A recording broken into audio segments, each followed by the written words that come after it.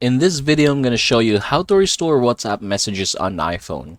So the first thing that you are going to do is basically have your WhatsApp backup in your iPhone. After backing up your iPhone, you're going to have to delete your WhatsApp app. After deleting your WhatsApp application, you have to install it again in order for you to make the backup work. Now, in my case, I've done all of those three steps, and I'm going to show you the next step. So here, what you're going to do is basically click agree and continue. Again, please bear in mind that you have to just download this app. This app, I have just downloaded this about 30 seconds ago, and I'm showing you this one. So here, I'm just going to go ahead and fill in the information needed, which is my number, and then tap the next button here. And then we're just going to tap the yes button here, and then we're going to verify this with a code. So I'm going to type here the code. It's 458502.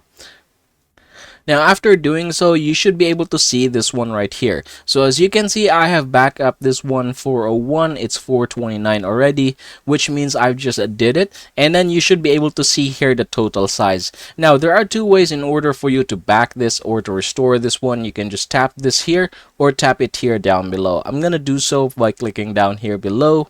And as you can see, it should download that one. So depending on the size, this could take a while. In my case, it's pretty quick.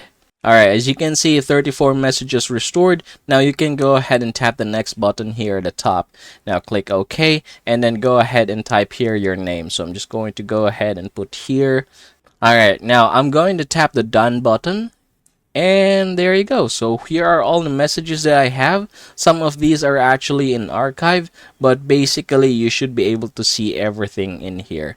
And congratulations everybody, that is how you are going to get this done. I hope this video helps you out.